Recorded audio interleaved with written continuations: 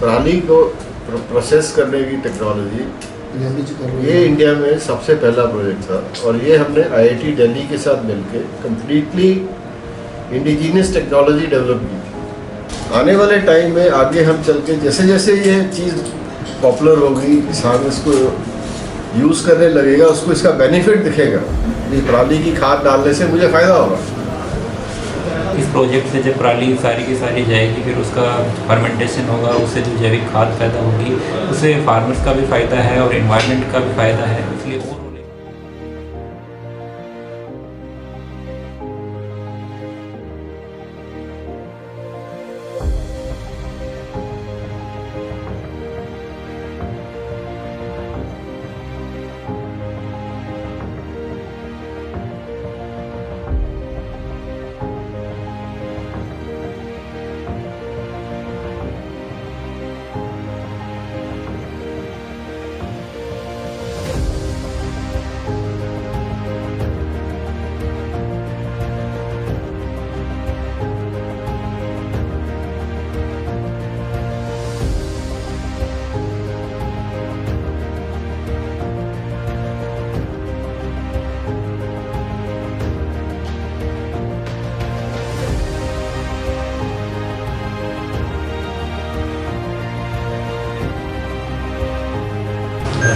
देखिए जी, ये जो प्रोजेक्ट है फाजिल्का के लिए तो बहुत ही इम्पोर्टेंट है, क्योंकि जब पराली जलाने की समस्या आती है तो Fazilka unfortunately one of the top districts के अंदर भी आ जाता है, क्योंकि नंबर ऑफ़ इंसिडेंट ज़्यादा है, भले ही वॉल्यूम हमारा कम हो। उस चीज़ में देखने के लिए फार्मर से भी इंटरेक्ट करते हैं तो उनकी भी जेन्युइन प्रॉब्लम होती है कि उनके पास ऑल्टरनेट नहीं होता है।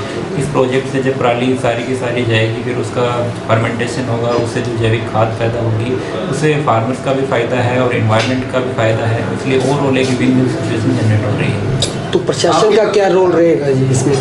प्रशासन का जितना रोल रहेगा वो ये रहेगा कि जो ऑल्टरनेट ये जैविक खाद प्रोड्यूस कर रहे हैं वो एग्रीकल्चर डिपार्टमेंट के साथ मिलके, और खास करके जब आत्मा स्कीम उनकी ऑलरेडी चल रही है, जो एक्सटेंशन एक्टिविटीज़ चल रही हैं, उनमें फार्मर्स को मोस्टली अवेयर किया जाए। हम डायरेक्टली फार्मर को फोर्स नहीं कर सकते, बट उनको अवेयर कर सकते हैं ताकि वो अपना एक इन्फॉर्म डिसीजन इसके ऊपर ले सकें। लगता है कि किसान इस तरफ आएंगे? वो तो फार्मर को जितना ज़्यादा अवेयर करेंगे उस हिसाब से फार्मर की चॉइस होती है वो। ठीक।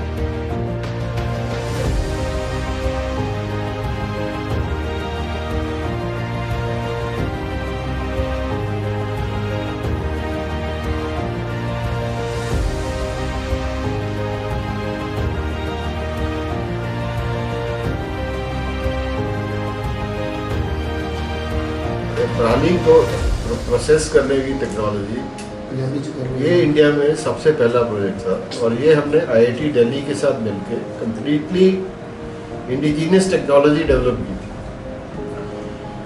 लेकिन इससे पहले क्या था, एक गोबर खाद का, वर्मी कंपोस्ट का एक पुराना प्रचलन था और वो लाइसेंस फ्री थी। इसलिए घरों में या शहरों में भी देखो हर कोई कहता है वर्मी कंपोस्ट पानी है, क्योंकि उसने दूसरी चीज़ कभी देखी ही नहीं। जब मेरा जो पहला प्रोजेक्ट आया तब ये एक इशू खड़ा हुआ कि ये जब तक इसको प्रॉपर प्रोसीजर से गवर्नमेंट से अप्रूव नहीं कराया जाता और इसका लाइसेंस नहीं लिया जाता, ये बेच नहीं सकते, क्योंकि पहले कभी बना ही नहीं था। तो ये जो प्रोसेस है इसको रेगुलेट करने का और इसको ट्रायल्स करके और इसको डिफाइन करने का, ये सबसे पहले मेरे प्रोजेक्ट से स्टार्ट हुआ। अब पराली के एक तो लहरागागा में बायो का प्लांट लगा है जो बहुत बड़ा प्रोजेक्ट है। मेरे इससे भी 6 प्रोजेक्ट्स और आ रहे हैं पंजाब में। इसमें एक रिलायंस का है, होशियारपुर आ रहा है, 2 एवर एनवायरो जिसमें 40% गवर्नमेंट ऑफ इंडिया मालिक है, एक INM का प्रोजेक्ट है, एक थर्मेक्स का प्रोजेक्ट है। तो अब इसके ऊपर बहुत एक्टिविटी हो रही है और इसके बाद भी इसके अलावा 140 एप्लीकेशंस नए प्रोजेक्ट लगाने की ऑलरेडी पंजाब में आ चुकी हैं, जो लोग इसको लगाना चाहते हैं। क्योंकि जो गवर्नमेंट ऑफ इंडिया ने अब जो प्रोएक्टिव पॉलिसी ली है, एक तरफ तो उन्होंने गैस बाईबैक की गारंटी दी, जो बैंकर्स को दिक्कत थी उसमें उन्होंने मार्केट रेट लिंक पे बैंक कंफर्टेबल नहीं है और मिनिमम 15 साल की गारंटी मांगता हूँ। तो वो गवर्नमेंट ऑफ इंडिया ने वो सारा कुछ करके एक मिनिमम फ्लोर प्राइस 15 साल के लिए फिक्स कर दिया, बाईबैक गारंटी एक्सटेंड कर दी, प्लस ये जो प्रमोशन है ताकि किसानों को बहुत कम रेट पे ये दी जाए ताकि इसकी शुरुआत हो सके। तो जो जैसे गांव-गांव में जाके इसके बारे में बताना, फील्ड स्टाफ रखने की जरूरत नहीं है, वो आपका गवर्नमेंट के लोग करेंगे आपका स्कीम में। इसका जो टीवी पे अखबारों में इसकी जो एडवर्टाइजमेंट है वो सारी गवर्नमेंट ऑफ इंडिया करेगी। अगर हमें करना होता तो ये बहुत महंगा प्रोसेस है, तो वो कॉस्ट इस पर ही आएगी। तो इसीलिए आज इसकी शुरुआत जो है 2 रुपये किलो फैक्ट्री एक्स फैक्ट्री में से कर पाएंगे, अदरवाइज हमें इस रेट पे इस पे मारा नहीं था। सर जो प्रोजेक्ट की गल करिए तो प्रोजेक्ट किस तरह वर्किंग करेगा, किसानों तो किवें पराली लीती जाएगी, किस तरह ये सारा रहेगा? देखिए आज तो अटैच्ड बेलर ऑपरेटर्स हैं जो एग्रीगेशन का काम करते हैं, वो किसानों के खेत से इसको लाते हैं और हमें सेल करते हैं। आने वाले टाइम में आगे हम चल के जैसे जैसे ये चीज़ पॉपुलर होगी, किसान इसको यूज़ करने लगेगा, उसको इसका बेनिफिट दिखेगा, ये पराली की खाद डालने से मुझे फ़ायदा होगा। फिर जो KVKs में या गवर्नमेंट की हेल्प से हम उनको एजुकेशन स्टार्ट करेंगे और जिस तरह वो कंबाइन हार्वेस्टर रेंट पे लेता है, अनाज उसका होता है, उसी तरह ये बेलर भी वो किराए पे लेके पराली अपने पास रख सकता है और बाद में वो हमारे साथ इसका बार्टर भी करेगा और उसको पैसा भी बचेगा और खाद भी मिलेगी। तो ये सारे सिस्टम धीरे धीरे डेवलप होने शुरू हो जाएंगे जैसे जैसे फार्मर का इंटरेस्ट बनेगा। तो ये फॉर्मेट किस में रहेगा, ये जो है उसका यहाँ उस पर लिक्विड है दोनों ये सॉलिड इसको खेती से पहले डालने, जब बिजाई करने से पहले। लिक्विड है जब उसको यूरिया डोज देता है। आज की खेती जो क्या है, शॉर्ट ड्यूरेशन क्रॉप्स है, फास्ट ग्रोइंग। तो जब यूरिया उसको देते हैं तो वो सिर्फ नाइट्रोजन मिलता है उसको, तो प्लांट एकदम से ग्रो करता है। तो जैसे इंसान अगर सिर्फ रोटी खा के ग्रो करेगा तो वो बीमार होगा, उसे वो पौधा कमज़ोर रहेगा। उस वक्त साथ में अगर वो लिक्विड मैन्योर पानी के साथ, जब यूरिया के बाद पानी देना होता है उसके साथ में मिला के देते हैं, तो उसको पूरे के पूरे 20 तत्व मिलेंगे पौधे को ग्रो करने के लिए और इंस्टेंट अवेलेबल। जैसे यूरिया का टीका है ना, उसी फॉर्म में चाहिए उसको। तभी वो ग्रो कर। तो लिक्विड का वो इफेक्ट है कि जो इंस्टेंट अवेलेबल न्यूट्रिएंट्स है यूरिया के साथ, यूरिया की ही स्पीड में, वो उसको लिक्विड से मिलेगा। तो बैलेंस ग्रोथ होगा, प्लांट हेल्दी होगा, उसकी जो फूड है वो भी हेल्दी प्रोड्यूस होगा। ये इसका किसी कॉन्सेप्ट। जिम्मेदार को ये चाहिए तो कहाँ से मिलेगी? सीधा फैक्ट्री से या दुकानों से या गाँवों में डिपो खोले जाएंगे?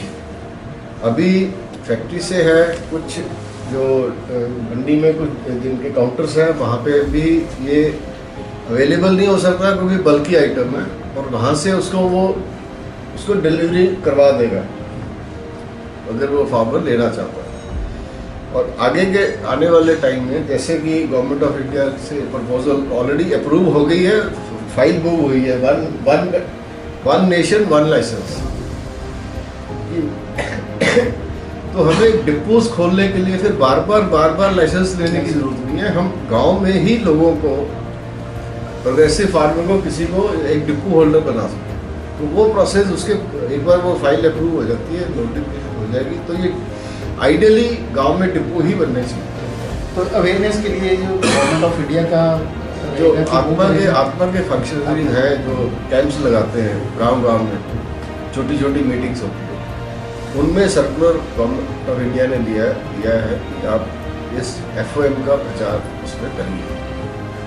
हम भी सहयोग करेंगे, एडमिनिस्ट्रेशन भी सहयोग करेंगे, तो ये गांव तक मैसेज जाएगा। किसानों को फायदा है, वो जो दिमाग में उनके यूरिया को लेके बैठी हुई है, यूरिया बंद यूरिया डाले, जैसे अभी डॉक्टर गुप्ता जी ने बताया, रिप्लेस नहीं कर रहे हैं, लेकिन सिर्फ यूरिया से जो अनहेल्दी प्लांट हो रहा है उसको बराबर डोज बाकी मटेरियल साथ में मिले, ये उसका लिए।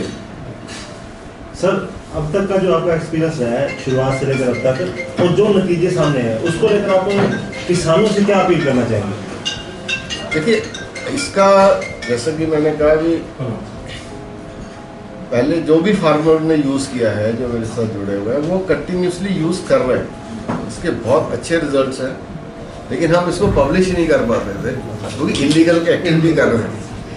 जब तक एग्रीकल्चर इनपुट के तौर पे इसको गवर्नमेंट ऑफ इंडिया मान्यता नहीं देती है, हम इसके बारे में बोल नहीं सकते, लेकिन रिजल्ट्स बहुत अच्छे हैं। मेरे अपने खेत में मैं यूज़ कर रहा हूँ, मेरे दोस्त यूज़ कर रहे हैं, लेकिन अब क्योंकि वो मान्यता मिल गई है, अब हम खुल के बोलेंगे और खुल के लोग आपको भी दिखाएंगे, फील्ड विजिट भी कराएंगे, सब कुछ कराएंगे, पहले नहीं कर सकते। Thank you. हूँ और presently Pusa campus Indian agriculture research institute में पोस्टेड हूँ, और ये जो गोवर्धन स्कीम है गवर्नमेंट ऑफ इंडिया की, इसका मैं प्रिंसिपल इन्वेस्टिगेटर हूँ। ये जो स्कीम है वो department of drinking water and sanitation, ministry of जल शक्ति की स्कीम है, और इसमें 6 मंत्रालय जुड़े हुए हैं। Ministry of petroleum and natural gas, ministry of urban development, ministry of non renewable resources, new energy resources, और 2 मिनिस्ट्री और है, मिनिस्ट्री ऑफ जल शक्ति। ये इन सब का कोऑर्डिनेशन जो है वो मिनिस्ट्री ऑफ जल शक्ति कर रही है।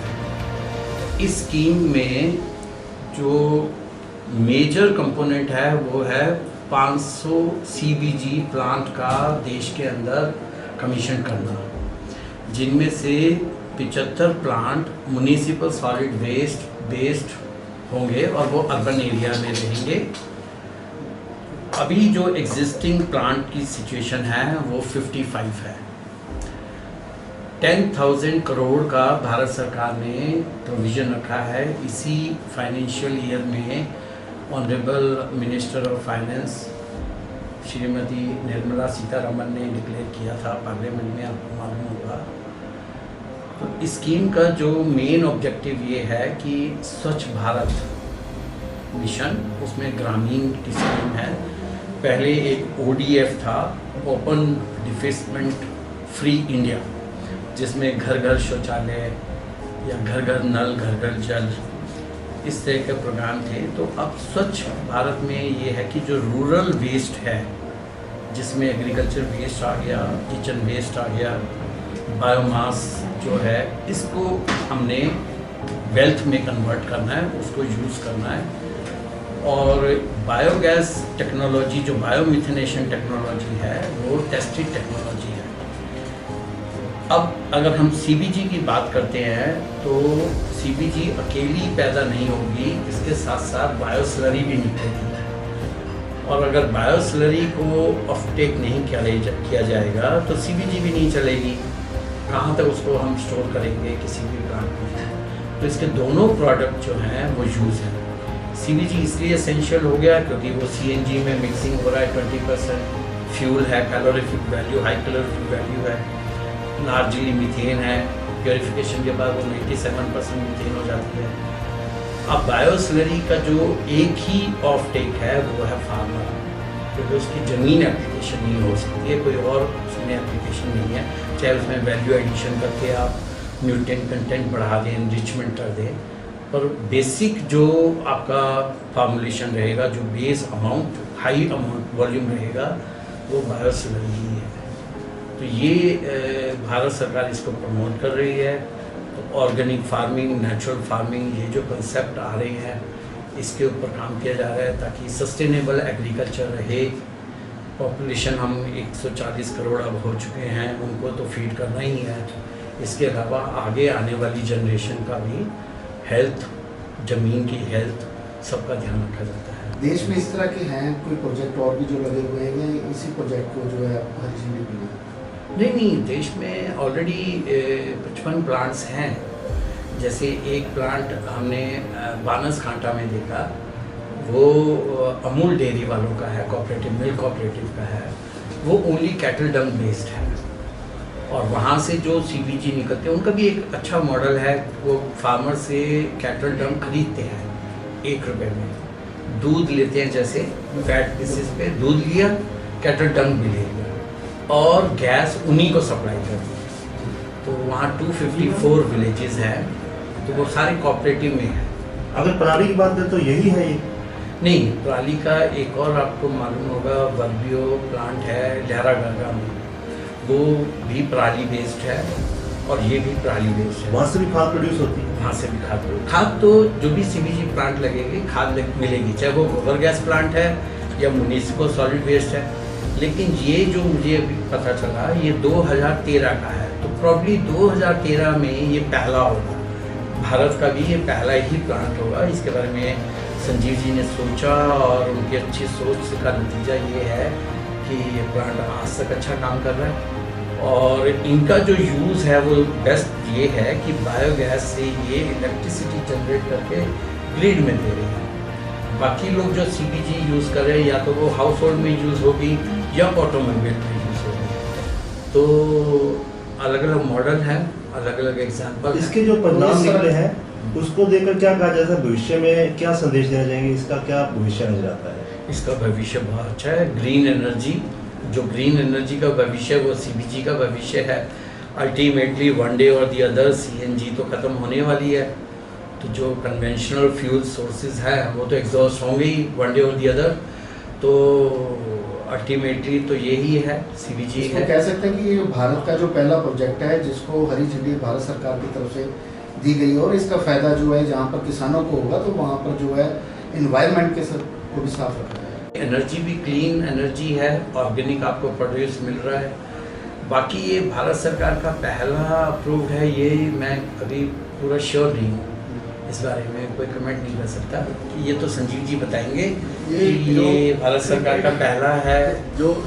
हाँ जी, जिस तरह से जो गोबर गैस प्लांट लगे थे काफ़ी समय पहले, जो हाँ, हर गांव में लगे थे, घर में लगे थे, उसके बाद वर्मी कंपोस्ट का जो एक दौर आया, हाँ, तो उसकी जो सक्सेस रेट है वो क्या मानते हो आप? और ये जो वर्मी कंपोस्ट के बाद जो है जिस तरह से ये प्लांट लगे हैं पराली को लेते हैं, तो इसमें क्या मानते हो? वहाँ पर जो सरकारों की कुछ रही है कभी कि उसको उतना प्रफुल्लित नहीं किया जा सकता? नहीं, ऐसी बात नहीं है। ये पहला जो प्लांट जो बायोगैस प्लांट है ये आज की टेक्नोलॉजी तो है नहीं, इसको गोबर गैस संयंत्र भी बोलते थे, तो 40-50 साल पुरानी होगी और वो हो सकता है उससे भी पुरानी हो। तो तब ये छोटे लेवल पे होता था, 2 क्यूबिक मीटर प्लांट या 5 या 10 कम्युनिटी लेवल पे हो गया, एक फैमिली लेवल पे हो गया। उसकी प्लांट की मेंटेनेंस उस समय क्या था कि सीमेंट मिलती थी प्लांट को बनाने के लिए। तो जब वो प्लांट बनता था, दो तरह के मॉडल होते हैं, एक फ्लोटिंग ड्रम और एक फिक्स्ड डोम। तो ये चॉइस थी फार्मर की, सब्सिडी भी गवर्नमेंट की तरफ से दी गई थी। उसका भी पर्पज़ यही था कि जो गोबर है उसके उपले ना बनाए जाएं, उसको जलाया ना जाए, ताकि फीमेल को आंखों में रेस्पिरेटरी ये सब प्रॉब्लम होगी। तो इसकी जगह गोबर से गैस भी बनाई जाए, गैस उसको किचन में यूज़ कर लें, जो स्लरी मिल रही है उसको खेतों में यूज़ कर लें। तो ये था। मतलब ये उन्नत तकनीक है जो अब इस्तेमाल की जाए, उसकी ही उन्नत तकनीक बोल सकते हैं। उसको उन्नत भी बोल सकते हैं, उन्नत तो है ही, उसके साथ साथ स्केल अप हो गया। अब हम बात कर रहे हैं टन पर डे के हिसाब से। जो पहले बात करते थे cubic metre, 2 cubic metre plant या 5, 10 मैक्सिमम 25, या बहुत बड़ा कोई हॉस्टल है, बच्चे बहुत सारा खाना खा रहे हैं या सब कुछ है, वहाँ लग गया 250 क्यूबिक मीटर या 500 क्यूबिक मीटर। और यहाँ तो अब हम टनों में बात करें तो नेचुरली अब तो ये ऑर्गेनाइज्ड सेक्टर हो गया, इसको कहना चाहिए।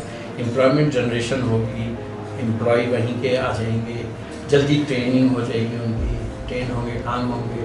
वहीं के फार्मर्स के ये बच्चे अगर आते हैं तो उनको एम्प्लॉयमेंट हो गई, उन्हीं की पराली आपने ले ली, उन्हीं से उन्होंने अपने कैटल टंक ले लिया, उन्हीं को अगर गैस दे दो, उन्हीं को अगर आप वापस दे दो। तो लाइफ साइकिल असेसमेंट अगर आप इसका देखेंगे तो ये विन विन सिचुएशन है। ये रासायनिक खादों के बिल्कुल उल्ट कंसेप्ट है। हाँ जी, रासायनिक खादों के बिल्कुल उल्ट कंसेप्ट है, कुदरत की तरफ ले जा रहा है ये कंसेप्ट अपना तो। लेकिन इसके अंदर अगर देखें तो वो जो रासायनिक खादों की लॉबी है वो कोई अड़ंगे तो नहीं ला पाएगी। ये मैं कुछ कह सकता, अड़ंगे लगेंगे नहीं लगेंगे, मैं तो एक वैज्ञानिक की तरफ से ही बता सकता हूँ आपको। मेरे ख्याल से तो ऑर्गेनिक हम कहाँ उसको अभी एकदम से सब्स्टिट्यूट करने की बात कर रहे हैं। हम तो नहीं कह रहे कि यूरिया बिल्कुल ना यूज़ करो, ये लगाओ। आप करें वो प्रैक्टिस जो कर रहे हैं, साथ साथ इसको भी करें। और आगे भारत सरकार ऐसे उद्योग को जो प्रमोट कर रही है जिससे जो लोगों का जो फायदा हो सके। हाँ, और हमारा ये मानना नहीं है कि उस लॉबी को ख़त्म करना है या उस फर्टिलाइज़र को आउटराइटली रिजेक्ट करना है। वो अपनी जगह है, उनकी भी ज़रूरत थी तो थी, आज भी इनकी ज़रूरत है। अगर हमें प्रोड्यूस ज़्यादा लेना है तो हम यूरिया को सब्स्टिट्यूट नहीं कर सकते, डीएपी को सब्स्टिट्यूट नहीं कर सकते। हाँ, धीरे धीरे सप्लीमेंट जरूर कर सकते हैं, लेकिन अभी समय की ज़रूरत है। आपको अपनी ज़मीन बचानी है, आपको अपनी आगे की जनरेशन बचानी है, फॉरेन एक्सचेंज बचाना है, क्योंकि इतना खाद देश में तो प्रोड्यूस होता नहीं है, तो इम्पोर्ट किया जाता है। आज का कार्यक्रम कितना सक्सेसफुल रहा है? ये तो आप मिलें उनसे, उनके क्वेश्चंस भी लें, उनको कितना अच्छा लगा। गांव तक भी पहुंच की जाएगी? मेरे ख्याल से तो गांव तक तो जा ही रहे हैं। अब आपके एडमिनिस्ट्रेटर यहाँ हैं फाजिल्का के, और ये तो खुद राजस्थान से हैं, और मैं तो बड़ा हैरान हो गया जब इनका भाषण सुना पंजाबी में। तो कितनी अच्छी पंजाबी है, आपने इस काम पे कितनी जल्दी इन्होंने पंजाब स्टेट को अडेप्ट कर लिया। और अच्छा लगता है, हिंदी और पंजाबी में बोलता तो अच्छा लगता है। बहुत अच्छा। सर कई प्रोजेक्ट आए हैं पहले भी, किस तरह देखते हो इस प्रोजेक्ट को, किस तरह से देखते हो आप? कई प्रोजेक्ट है, फिर भी पराली को कहीं ना कहीं पर किसान जो है आग लगा रहे हैं, उसको किस नज़रिए से देखते हो? कई प्रोजेक्ट का मतलब कई तरह के प्रोजेक्ट पहले भी आ चुके हैं, कई तरह की सरकारों की तरफ से कुछ कोशिशें भी की जा पराली जलाने को रोकने की। देखिए, फिर भी मुझे लगता है कि बहुत कुछ अभी कंट्रोल में हुआ है, अवेयरनेस बढ़ गई है, अभी काफ़ी बर्निंग कम हुई है। ऐसा मैं नहीं कहूँगा कि बिल्कुल ही 100% फ्री स्टेट हो गया, लेकिन जिस हिसाब से कार्यक्रम चल रहे हैं इसमें और तेज़ी लानी चाहिए, और जगह जगह, क्योंकि अब ये देखिए अभी ये बिल्कुल राइट टाइम है, सोइंग का टाइम है। तो इस समय अगर कार्यक्रम होता है, एक्सटेंशन है, बाकी आपकी डिस्ट्रिक्ट की जिम्मेवारी है, साइंटिस्ट की जिम्मेवारी है, KVKs की जिम्मेवारी है, सबको अपनी जिम्मेवारी समझनी चाहिए और काम करना चाहिए आगे बढ़कर। धन्यवाद। लिखूँ और presently Pusa campus Indian agriculture research institute में पोस्टेड हूँ, और ये जो गोवर्धन स्कीम है गवर्नमेंट ऑफ इंडिया की, इसका मैं प्रिंसिपल इन्वेस्टिगेटर हूँ। ये जो स्कीम है वो department of drinking water and sanitation, ministry of जल शक्ति की स्कीम है और इसमें 6 मंत्रालय जुड़े हुए हैं। Ministry of petroleum and natural gas, ministry of urban development, ministry of non renewable resources, new energy resources और 2 मिनिस्ट्री और है, मिनिस्ट्री ऑफ जल शक्ति। ये इन सब का कोऑर्डिनेशन जो है वो मिनिस्ट्री ऑफ जल शक्ति कर रही है। इस स्कीम में जो मेजर कंपोनेंट है वो है 500 CBG प्लांट का देश के अंदर कमीशन करना, जिनमें से 75 plant municipal solid waste based होंगे और वो अर्बन एरिया में रहेंगे। अभी जो एग्जिस्टिंग प्लांट की सिचुएशन है वो 55 है। 10,000 करोड़ का भारत सरकार ने प्रोविज़न रखा है। इसी फाइनेंशियल ईयर में honourable minister of finance Shrimati Nirmala Sitharaman ने डिक्लेयर किया था, पार्लियामेंट में आपको मालूम होगा। तो इस स्कीम का जो मेन ऑब्जेक्टिव ये है कि स्वच्छ भारत मिशन, उसमें ग्रामीण की स्कीम है। पहले एक ODF था, ओपन डिफेसमेंट फ्री इंडिया, जिसमें घर घर शौचालय या घर घर नल, घर घर जल, इस तरह के प्रोग्राम थे। तो अब स्वच्छ भारत में ये है कि जो रूरल वेस्ट है, जिसमें एग्रीकल्चर वेस्ट आ गया, किचन वेस्ट आ गया, बायोमास जो है, इसको हमने वेल्थ में कन्वर्ट करना है, उसको यूज़ करना है। और बायोगैस टेक्नोलॉजी, जो बायोमिथेनेशन टेक्नोलॉजी है, वो टेस्टेड टेक्नोलॉजी है। अब अगर हम CBG की बात करते हैं तो CBG अकेली पैदा नहीं होगी, इसके साथ साथ बायोस्लरी भी निकलेगी। और अगर बायोस्लरी को ऑफटेक नहीं किया जाएगा तो CBG भी नहीं चलेगी। कहाँ तक उसको हम स्टोर करेंगे किसी भी प्लांट में? तो इसके दोनों प्रोडक्ट जो हैं वो यूज़ है। CBG इसलिए एसेंशियल हो गया क्योंकि वो CNG में मिक्सिंग हो रहा है, 20% फ्यूल है, calorific value, high calorific value है, लार्जली मीथेन है, प्योरीफिकेशन के बाद वो 97% मीथेन हो जाती है। अब बायोस्लरी का जो एक ही ऑफ टेक है वो है फार्मर, क्योंकि उसकी ज़मीन एप्लीकेशन ही हो सकती है, कोई और उसमें एप्लीकेशन नहीं है। चाहे उसमें वैल्यू एडिशन करके आप न्यूट्रिएंट कंटेंट बढ़ा दें, एनरिचमेंट कर दें, और बेसिक जो आपका फार्मूलेशन रहेगा, जो base amount, high amount volume रहेगा, वो बायोस्लरी ही है। तो ये भारत सरकार इसको प्रमोट कर रही है। तो ऑर्गेनिक फार्मिंग, नेचुरल फार्मिंग, ये जो कंसेप्ट आ रहे हैं, इसके ऊपर काम किया जा रहा है ताकि सस्टेनेबल एग्रीकल्चर रहे। पॉपुलेशन हम 140 करोड़ अब हो चुके हैं, उनको तो फीड करना ही है। इसके अलावा आगे आने वाली जनरेशन का भी हेल्थ, ज़मीन की हेल्थ, सबका ध्यान रखा जाता है। देश में इस तरह के हैं कोई प्रोजेक्ट और भी जो लगे हुए हैं, इसी प्रोजेक्ट को जो है नहीं, देश में ऑलरेडी 55 प्लांट्स हैं। जैसे एक प्लांट हमने बानसघाटा में देखा, वो अमूल डेयरी वालों का है, कोऑपरेटिव मिल्क कोऑपरेटिव का है। वो ओनली कैटल डंग बेस्ड है और वहाँ से जो CBG निकलते हैं उनका भी एक अच्छा मॉडल है। जो फार्मर से कैटल डंग खरीदते हैं 1 रुपये में, दूध लेते हैं, जैसे फैट बेसिस पे दूध लिया, कैटल डंग भी ले लिया और गैस उन्हीं को सप्लाई करती है। तो वहाँ 254 विलेजेस हैं, तो वो सारे कोऑपरेटिव में हैं। अगर पराली की बात करें तो यही है ये? नहीं, पराली का एक और आपको मालूम होगा, वर्बियो प्लांट है लहरागढ़ में, वो भी पराली बेस्ड है और ये भी पराली बेस्ड है। वहाँ से भी खाद प्रोड्यूस होती है? वहाँ से भी खाद तो जो भी CBG प्लांट लगेगी, खाद मिलेगी, चाहे वो गोबर गैस प्लांट है या म्युनिसिपल सॉलिड वेस्ट है। लेकिन ये जो मुझे अभी पता चला, ये 2013 का है, तो प्रॉब्ली 2013 में ये पहला होगा, भारत का भी ये पहला ही प्लांट होगा। इसके बारे में संजीव जी ने सोचा और उनकी अच्छी सोच का नतीजा ये है कि ये प्लांट आज तक अच्छा काम कर रहा है। और इनका जो यूज़ है वो बेस्ट ये है कि बायोगैस से ये इलेक्ट्रिसिटी जनरेट करके ग्रिड में दे रहे हैं। बाकी लोग जो CBG यूज़ कर रहे हैं, या तो वो हाउस होल्ड में यूज़ होगी या ऑटोमोबाइल में यूज़ होगी। तो अलग अलग मॉडल हैं, अलग अलग एग्जाम्पल। इसके जो परिणाम निकले हैं उसको देखकर क्या कहा जाता है, भविष्य में क्या संदेश देना चाहेंगे, इसका क्या भविष्य नजर आता है? इसका भविष्य बहुत अच्छा है। ग्रीन एनर्जी, जो ग्रीन एनर्जी का भविष्य है वो CBG का भविष्य है।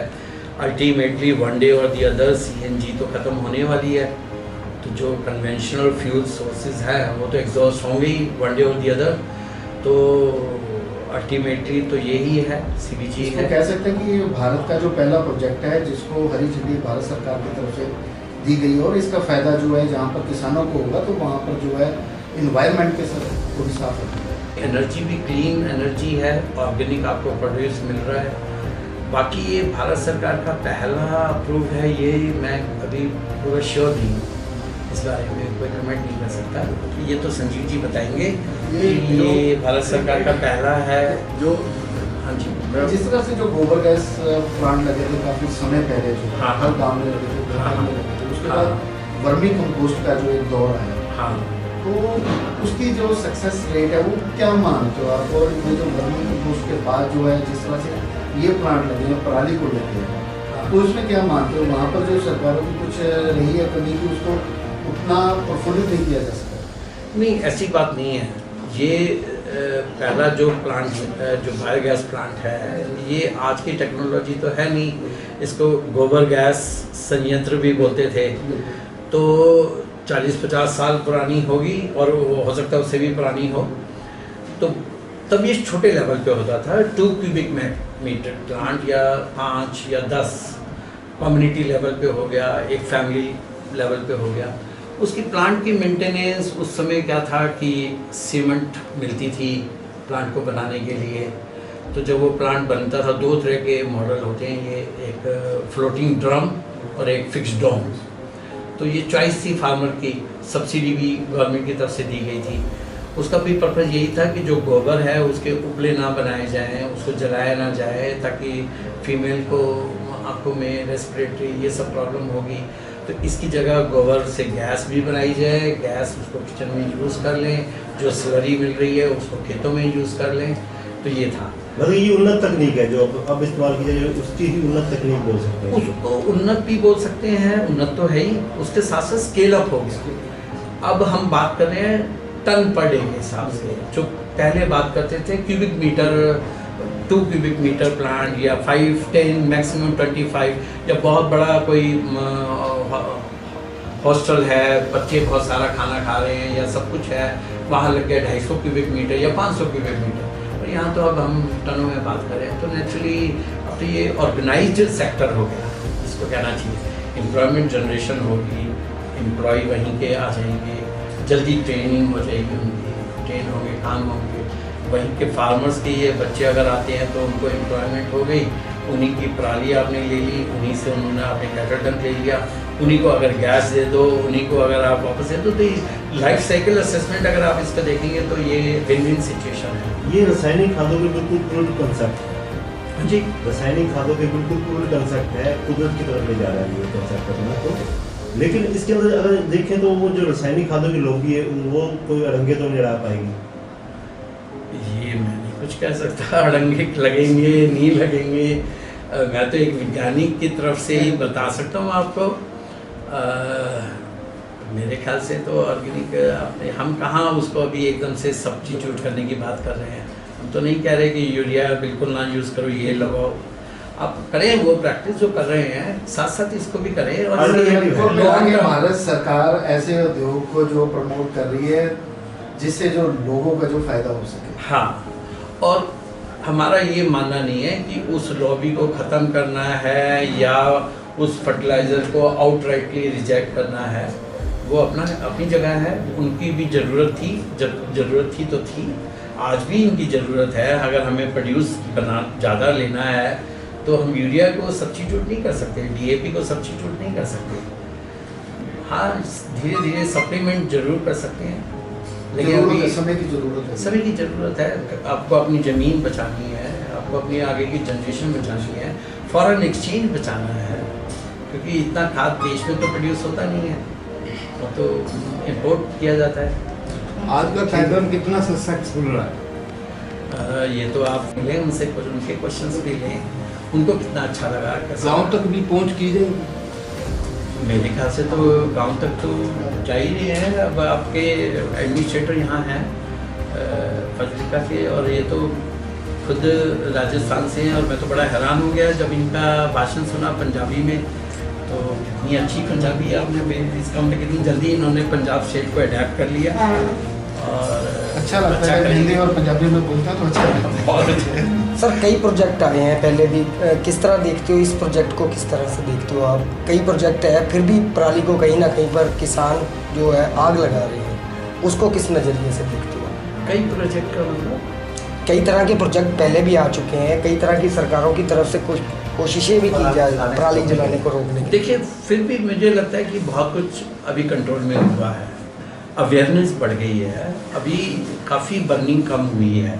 ऐसा मैं नहीं कहूँगा कि बिल्कुल ही 100% फ्री स्टेट हो गया, लेकिन जिस हिसाब से कार्यक्रम चल रहे हैं इसमें और तेज़ी लानी चाहिए, और जगह जगह, क्योंकि अब ये देखिए अभी ये बिल्कुल राइट टाइम है, सोइंग का टाइम है, तो इस समय अगर कार्यक्रम होता है, एक्सटेंशन है, बाकी आपकी डिस्ट्रिक्ट की जिम्मेवारी है, साइंटिस्ट की जिम्मेवारी है, KVKs की जिम्मेवारी है, सबको अपनी जिम्मेवारी समझनी चाहिए और काम करना चाहिए आगे बढ़कर।